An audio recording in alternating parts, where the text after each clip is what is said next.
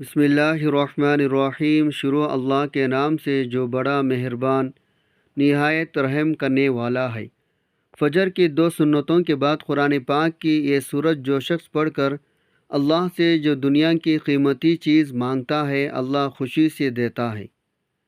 محترم ناظرین، قرآن پاک کی یہ سورت جو شخص فجر کی 2 سنتوں کے بعد پڑھتا ہے، فرشتے اسے گھیر لیتے ہیں۔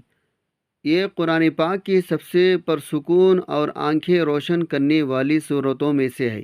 یہ صورت آپ کو اللہ کے قریب کر دیتی ہے۔ یہ صورت غریبوں کو امیر، بیماریوں کو صحت مند اور حاجت مندوں کی حاجت کو پورا کرتی ہے۔ یہ صورت پڑھنے والے سے اللہ تعالیٰ خوش ہوتا ہے۔ اگر کوئی صبح پڑھے تو فرشتے دن بھر اس کی حفاظت کریں گے، اور اگر رات کو پڑھے تو فرشتے ساری رات اس کی حفاظت کریں گے۔ یہ صورت خاندان میں اتفاق کو برقرار رکھنے اور کسی بھی قسم کی تنازعات کو دور رکھنے میں بھی مدد کرتی ہے۔ یہ صورت مال و ملازمت کے لیے قیمتی ہے۔ آج ہر کوئی اپنی زندگی میں کامیابی ہونا چاہتا ہے، تو اس صورت کو روزانہ 1 مرتبہ صبح کے نماز کے بعد لازمی پڑھیں۔ یہ قرآن پاک کی وہ صورت ہے جس کی تلاوت جنت میں اللہ رب العزت خود فرمائیں گے۔ صحیح مسلم کی روایت میں ہے، رسول اللہ صلی اللہ علیہ وسلم نے فرمایا، جو شخص فجر کی نماز پڑھ لیتا ہے وہ اللہ کے ذمے آ جاتا ہے۔ یعنی جو شخص نماز فجر کا فرائضہ ادا کر لیتا ہے وہ اللہ کی حفاظت میں آ جاتا ہے، اور اسے کوئی بھی نقصان نہیں پہنچا سکتا۔ ہم میں سے اکثر لوگوں کو ایک شکوہ ہمیشہ رہتا ہے، روزی میں برکت نہیں، گھر میں برکت نہیں، کتنا ہی کما لیں پتہ ہی نہیں چلتا کہاں گیا، ہر وقت کوئی نہ کوئی پریشانی رہتی ہے، کبھی بیماری تو کبھی کوئی اور تنگی۔ اگر ہم اس تمام بے برکتی، تنگ دستی، بے روزگاری اور پریشانیوں کو نماز فجر کے عدم ادائیگی کے پس منظر میں دیکھیں تو معلوم ہوگا یہ سب بے برکتی اسی سبب سے ہے۔ ہم نماز فجر کی ادائیگی میں حد درجہ کوتاہی، غفلت، لاپرواہی، سستی کا شکار ہیں۔ رسول اللہ صلی اللہ علیہ وسلم سے متعدد حدیث میں موجود ہے جن میں رزق کی تقسیم، فراوانی، برکت کو نماز فجر کی ادائیگی سے مشروط کیا گیا۔ ایک فرمان نبی صلی اللہ علیہ وسلم کا مفہوم ہے، رزق تقسیم کرنے والا فرشتہ ہر صبح فجر کے وقت بندوں کا رزق لے کر زمین پر اترتا ہے، لہٰذا جو دروازہ فجر کے وقت کھلا ہوتا ہے فرشتے اس کا رزق دروازے پر رکھ کر چلے جاتے ہیں، جو دروازے فجر کے وقت بند ہوتا ہے فرشتے اس کا رزق واپس لے کر چلے جاتے ہیں۔ رسول اللہ صلی اللہ علیہ وسلم کے فرمان کے مطابق فجر عشاء کی نمازیں خیر و برکت سے معمور ہیں۔ ان دونوں نمازوں کی ادائیگی بے شمار نیکیوں، ثواب کا ذخیرہ، رزق و برکت خزانوں کو جمع کرنے کا سبب ہے۔ جیسا کہ رسول اللہ صلی اللہ علیہ وسلم نے ارشاد فرمایا، اگر لوگوں کو عشاء اور فجر کی نمازوں کا ثواب، اجر، خیر و برکت معلوم ہو جائے تو وہ ان دونوں نمازوں میں ضرور آئیں گے، چاہے کوہلی کے بل گھسیٹتے ہوئے کیوں نہ آنا پڑے۔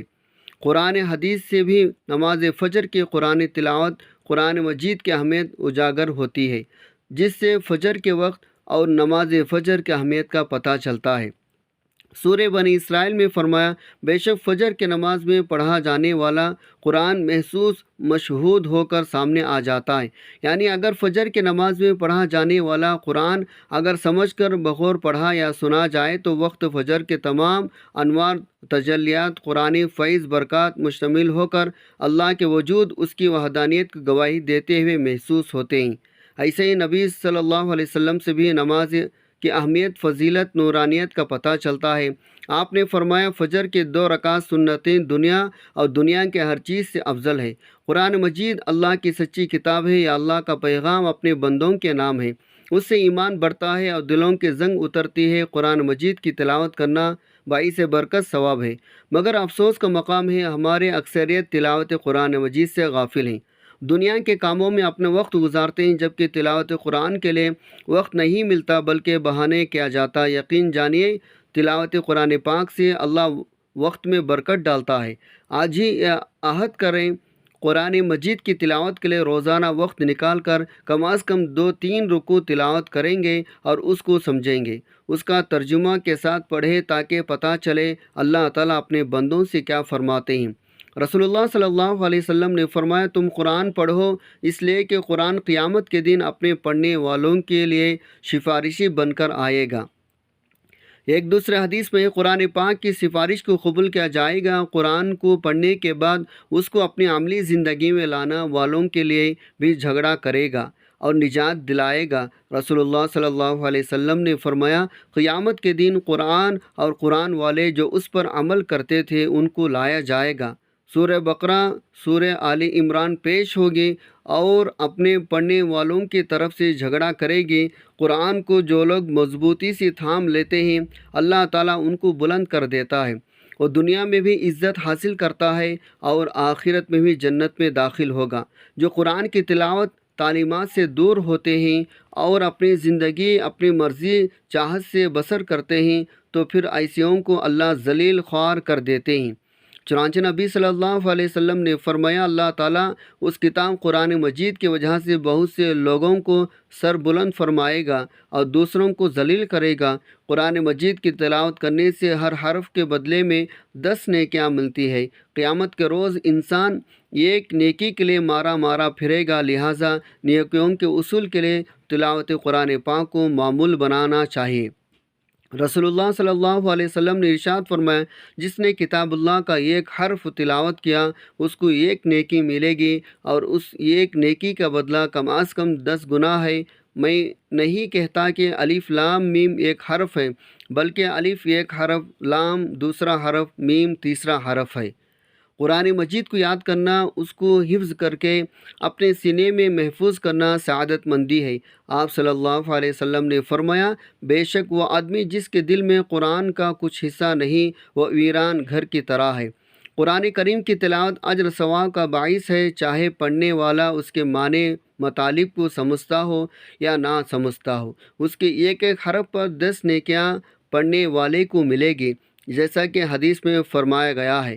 تاہم یہ محض اللہ کا فضل کرم ہے، وہ ہر پڑھنے والے کو اجر عظیم سے نوازتا ہے، لیکن بغیر سمجھے پڑھنے سے ثواب تو یقین مل جائے گا، لیکن قرآن مجید کے نزول کا جو اصل مقصد ہے وہ اسے حاصل نہیں ہوگا۔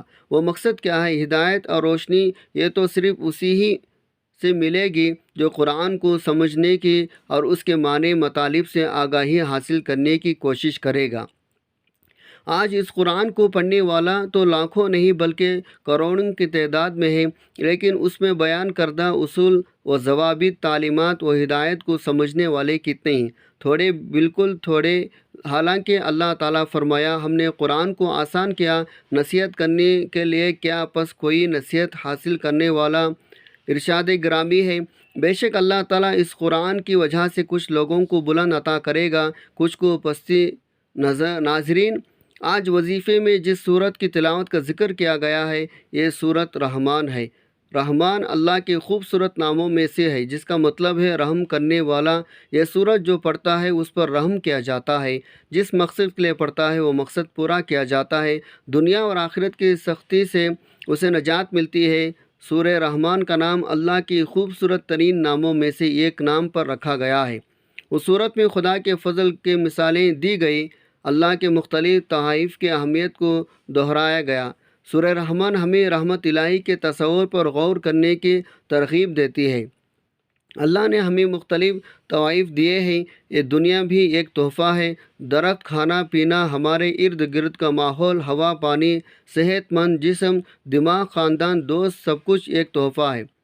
ہم اس سب کو قدر کی نگاہ سے نہیں دیکھتے ہیں، لیکن اس طرح کے ہر تحفے کی اہمیت ہوتی ہے۔ سورہ رحمان ہمیں یاد رکھنے میں مدد کرتی ہے، اس طرح کے تمام خدائی احسانات ایسی چیز نہیں ہے جن سے ہمیں غفلت برتنی چاہیے۔ یہ آیت دہرانے سے یہ تمہارے رب کی نعمتیں ہیں جنہیں تم جھٹلاتے ہو۔ یہ صورت ہمیں بتاتی ہے ہم اپنے رب کی کسی نعمتوں کا انکار نہ کریں۔ اس وقت کے مطابق کافر مسلسل مکروہ طور پر حق انکار کر رہے تھے اور مسلمانوں پر کھلے عام تشدد کر رہے تھے۔ تم اپنے رب کی کون کون سی نعمتوں کو جھٹلاؤ گے؟ حقیقت میں جھٹلانے والوں کے لیے ایک مستقل نعمت تھی۔ جو غرور ناشکری میں اندھے تھے وہ مسلمانوں پر بغیر کسی اشتعال کے حملے کرتے اور قتل کر دیتے تھے۔ سورۃ الرحمن اللہ کی رحمتوں کی لامحدود فہرست کو خوبصورتی سے پیش کرتی ہے۔ یہ دل کو چھو لیتی ہے اور سچے ایمان والوں کو آنکھوں میں آنسو لاتی ہے۔ انسانوں میں حق کو نظر انداز کرنے کی کمزوری ہے۔ ہم جانتے ہیں ہر چیز فانی ہے، اس کے باوجود ہم دنیاوی دولت اور آسائشوں کے اصول میں دیوانے ہیں۔ ہمیں اس بات کا علم ہونا چاہیے، اس زندگی میں ہمارے پاس جو کچھ ہے وہ مستقل نہیں ہے۔ ہمارے خاندان، دوست ہمیں چھوڑ سکتے ہیں، اچھی صحت ہمیں کمی آ سکتی ہے، ہماری دولت ختم ہو سکتی ہے، لیکن پھر بھی ہم مغرور متکبر رہتے ہیں۔ سورۃ الرحمن بار بار ہمیں اللہ کا شکر ادا کرنے کی یاد دلاتی ہے، کیونکہ ہمارے پاس جو کچھ بھی ہے وہ ہمارے لیے اللہ کا تحفہ ہے۔ ہمیں چاہیے ہم دنیا کے لیے کام کریں، نیک اعمال میں مشغول ہوں اور اللہ ہی کو راضی کرنے کی کوشش کریں۔ ہمیں معلوم ہونا چاہیے مسلمان ہونے کی حیثیت سے سورۃ الرحمن کو دل سے سیکھنا ہے، امن سکون کا باعث ثابت ہو سکتی ہے۔ اپنے آپ کو اللہ کے مختلف احسانات کی یاد دہانی کر ہم تناؤ، ذہنی دباؤ کا مقابلہ کر سکتے ہیں اور اپنے ایمان کو بھی مضبوط کر سکتے ہیں۔ رحمان علم القرآن، رحمان نے اپنے محبوب کو قرآن سکھایا۔ اس آیت کی شان نزول کے بارے میں یہ قول ہے، جب سورہ فرقان کی آیت نمبر 60 نازل ہوئی جس میں رحمان کو سجدہ کرنے کا حکم دیا گیا تو کفار مکہ نے کہا رحمان کیا ہے، ہم نہیں جانتے۔ اس پر اللہ تعالیٰ نے سورۃ الرحمن نازل فرمائے، رحمان جس کا تم انکار کرتے ہو وہی ہے جس نے قرآن مجید نازل فرمایا۔ اس کے علاوہ وہ بھی اور بہت سے اقوال موجود ہیں، لیکن وقت کی نزاکت کو مد نظر رکھتے ہوئے صرف اتنا کہوں گا، آپ بھی فجر کی نماز کے بعد کم از کم ایک مرتبہ سورہ رحمان کو لازمی پڑھے گا۔ پورا سال اللہ پاک آپ پر رحم فرمائیں گے۔ جس پر اللہ پاک رحم فرما دے اس پر پوری دنیا رحم کرتی ہے، پوری دنیا اس سے پیار کرتی ہے، کائنات کے ہر چیز اس سے پیار کرتی ہے۔ تو آپ بھی اس عمل کو لازمی کریں، انشاءاللہ آپ کے سب کام آسان ہو جائیں گے۔ اللہ تعالی ہم سب کو اپنی رحمت کے سائے میں رکھے، آمین۔ ناظرین، گزارش ہے اللہ تعالیٰ کے 99 ناموں میں سے کوئی ایک نام لکھ کر کمنٹ میں ضرور شیئر کریں۔ اللہ تعالی ہم سب کا حامی و ناصر ہو، آمین۔ السلام علیکم ورحمۃ اللہ وبرکاتہ۔